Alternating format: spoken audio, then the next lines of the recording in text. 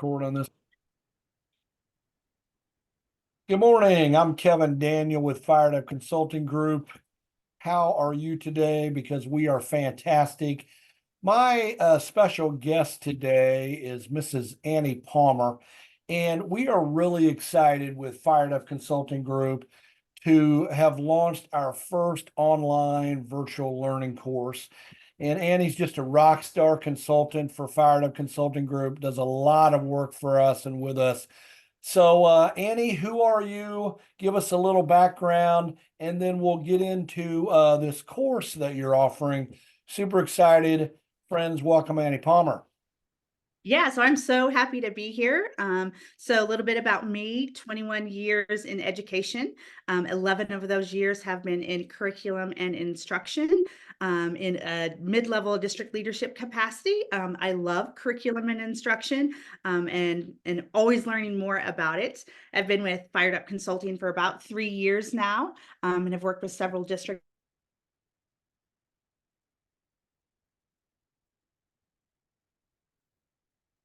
of online courses with FiredUP, which we are super excited to share anywhere, anytime learning with anybody that wants to take part in it. No, that's fantastic, Annie. And Annie is one of our very requested consultants. She just does great work, very relational, very smart, and all that goes with it. So the course that we are launching and have launched now is about really curriculum implementation. But I just want to open up with the importance of having a guaranteed and viable curriculum. And I'm assuming most of you know guaranteed means it's consistent, course to course, teacher to teacher, and it is also you're able to deliver the curriculum in the time allowed. So we're really excited to launch our first course. So Annie, what is the name of your course? And tell us a little bit, give us a high level overview of the course and the title. Sure. So the title is Leading Curriculum Implementation, One Small Step at a Time. And that one small step at a time is what we're really hitting hard because as a leader, you are busy. Like your schedule is packed. And we want to give you small but really impactful things that's not going to overwhelm you, but that's going to highly impact the ability to successfully implement curriculum within your district. So I'm gonna also share what it's not. What this course is not is a detailed outline, a detailed course on PLC, a detailed course on MTSS. All of that really matters to curriculum implementation and is great content. But the purpose of this course is to talk about how do you effectively lead through the curriculum implementation process. So we're looking at things like communication. How do you effectively communicate based on the personality styles of different staff members that you have? Developing beliefs. Your beliefs are going to, and your vision is going to drive the curriculum implementation process and bring some motivation and inspiration to it. And things like how do you effectively develop a plan? How do you slow down and develop a plan? So it's those leadership, I would call it the art of leadership that we're really looking at in implementing curriculum. So things you can do as a leader to make the process effective. Yeah, no, that's great. I'm excited about the course. It's going to be fantastic, and certainly one of the things that you've observed, and I have, being out in a lot of schools the last several years, is the pause that happened during the pandemic with curriculum work. So leaning back into a really guaranteed, tightly aligned curriculum to standards is very important. So, Annie, as you think about this course, who should watch this course? Who is this course designed for? Yeah, so this course is really for anybody leading this curriculum implementation process. So central office administrators, building administrators, both head admin, head principal, and assistant principal, Coordinators, if you have those in your district, but I know some of our smaller districts don't have staff like that. You may not have instructional coaches. So any mid-level leaders that's leading this process, but also if you have any teacher leaders. I know in smaller districts, sometimes those teacher leaders are really who you really rely on in a process like this to help lead that. It is not for all teachers. It's a curriculum or leading curriculum effectively process. So it's not for all teachers, but if you do have some teacher leaders, it would be appropriate to have them join in. Very good. Good to understand that. So, Annie, one of the challenges that we face as leaders is, very busy schedules, lots of management tasks.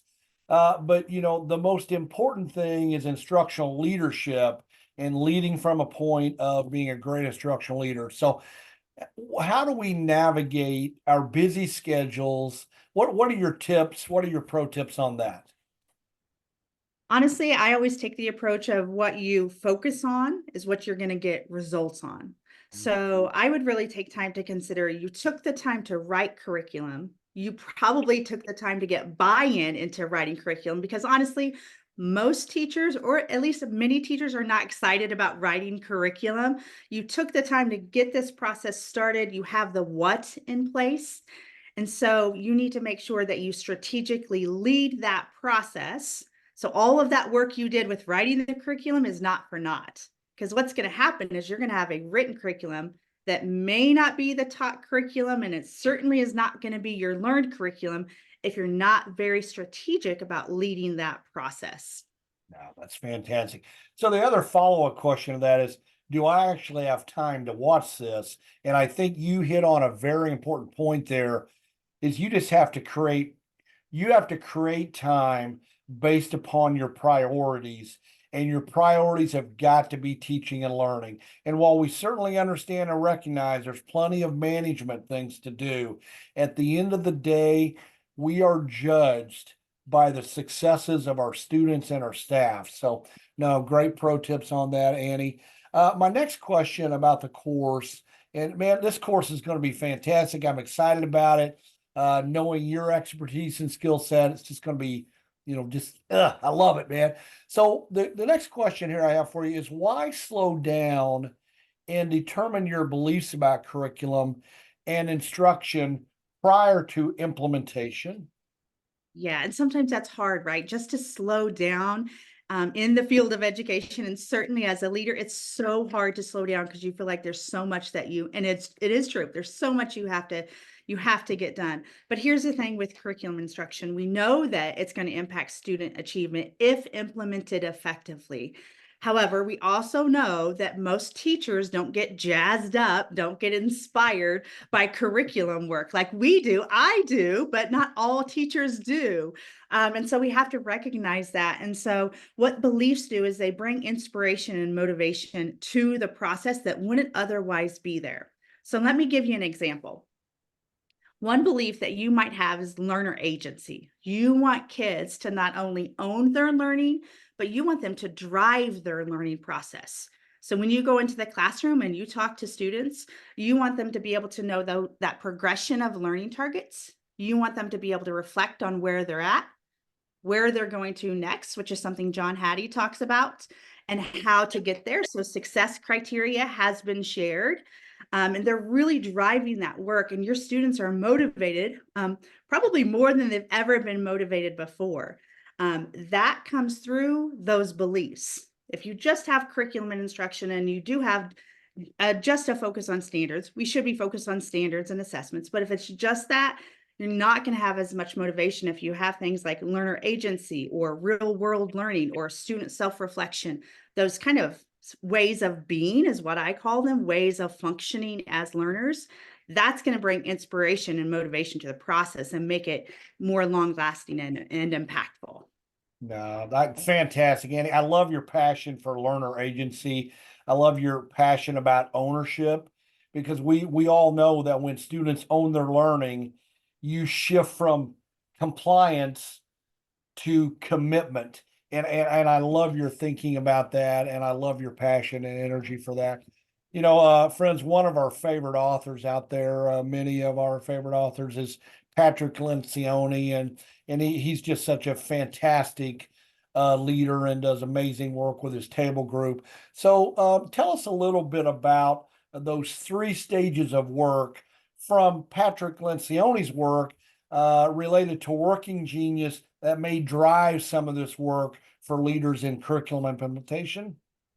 Yeah, so many of you probably do know Patrick Lencioni. So he is somebody who has a business on organizational effectiveness and health. And they, a couple of years ago, 2, 3 years ago, came up with something called the Working Genius, which is an assessment. But I will say you don't have to take the assessment as a part of this process. That's not the intention. The intention is to share with you what they learned as they developed this Working Genius assessment. And they looked at lots of different organizations across the world and looked at any work project or any initiative that they had and said, okay, what are the stages of that work project? For us, curriculum implementation. So the first stage is the ideation stage. You're coming up with ideas, you're wondering how can we make things better, and just throwing ideas on the table. Many organizations are really good at that. I'm going to skip to the third stage. The third stage is the implementation stage, where you make sure that the project is finished. You have those tenacity people, those people that like to check it off the list. You see it through to the end. Many organizations are good at that. But what they found is many organizations skip that second stage, which is called the activation stage. What do you do during the activation stage? You slow down. I know, hard to do, but you slow down to discern a plan, a strategic plan for implementation. And that is so important with a curriculum. You can't just have a curriculum and just send your teachers off to go teach it without strategic implementation and leadership in that. And so that's a part of this course is we walk you through, and we actually have a PDF document for you to go through of here's the things that you need to plan out. The document is actually your plan to plan out the strategic way you're going to implement things. So you don't skip that super important stage of the activation so that the project, the initiative is going to be successful. Wow. Wow. Fantastic. I love that activation stage, Annie. That's exciting work, which kind of takes us into some of that knowledge that you have about DISC, which is an acronym, DISC, again, DISC. Tell us a little bit about that and how that may connect to some of this work of implementing curriculum.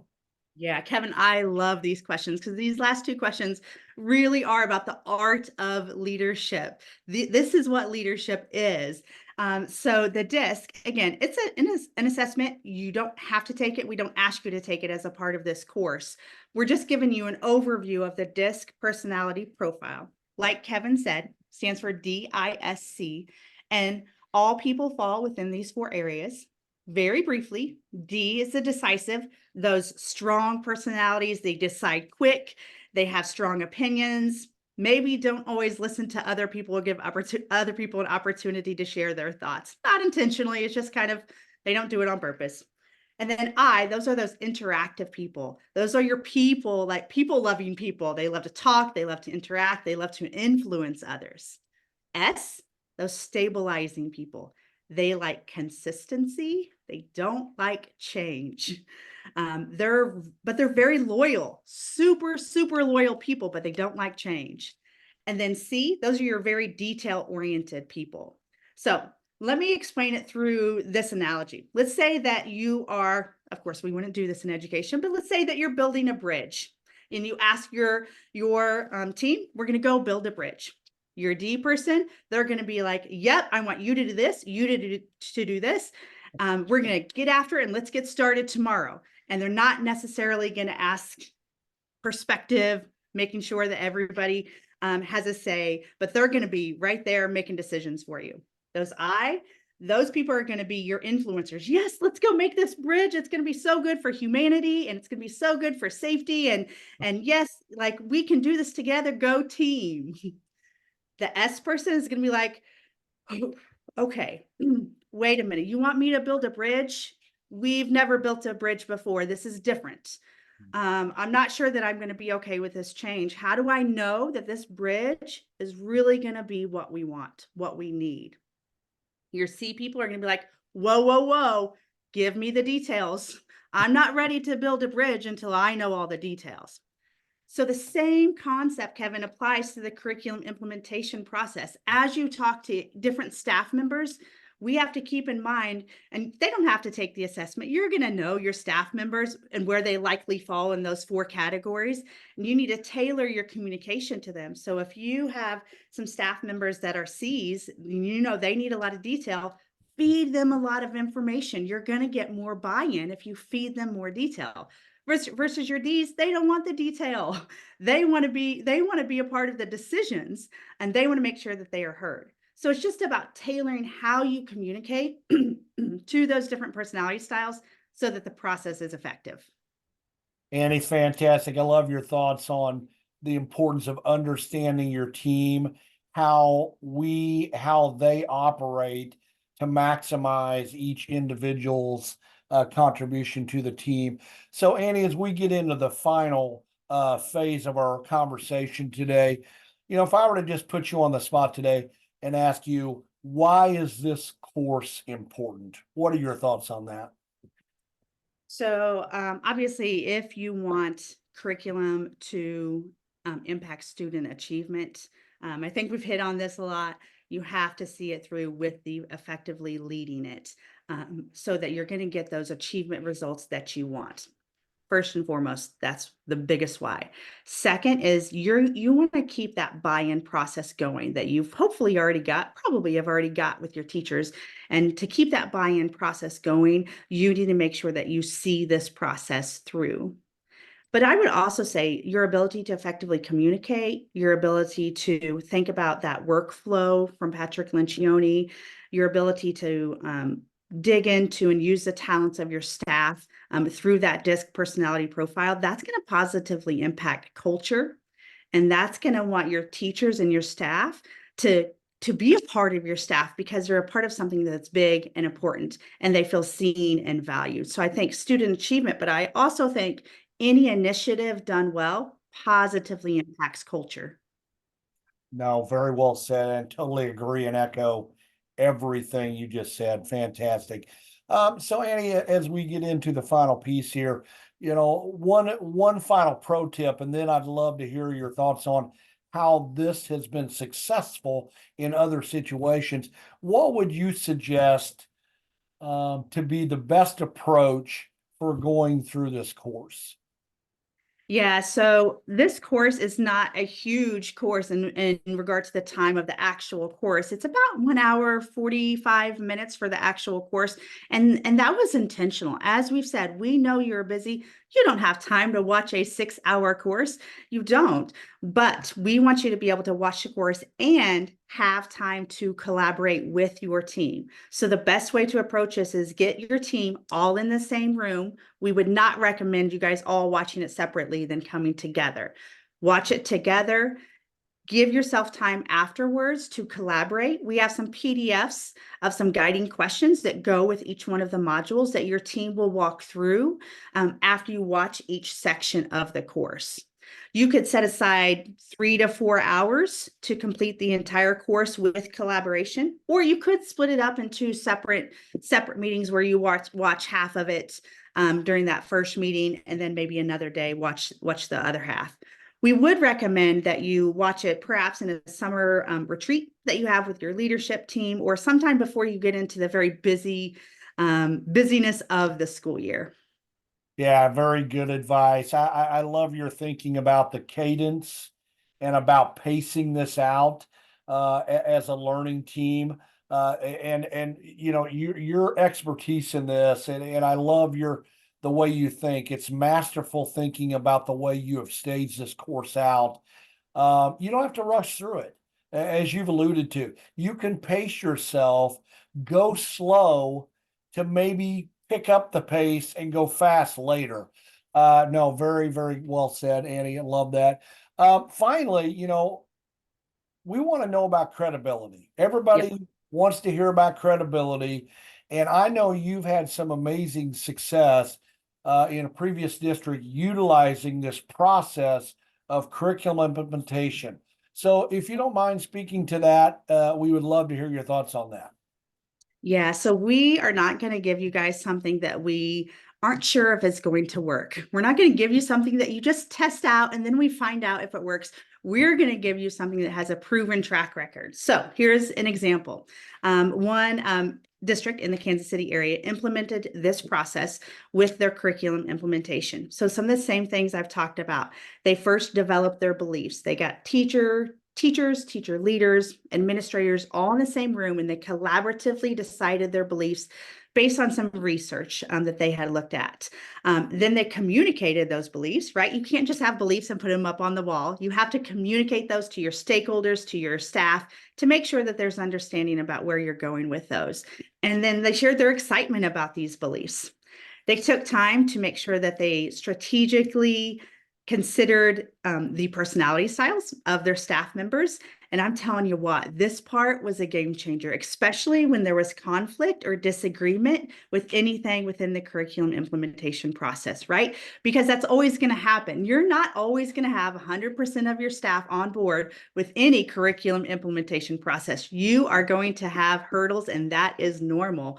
And so this really played a huge role because most of the conflict happened with those stabilizing people, the S on the disc, those people that didn't like change, wanted to know the why, wanted to know why they should change. They've always done it this way. Why should they do something different?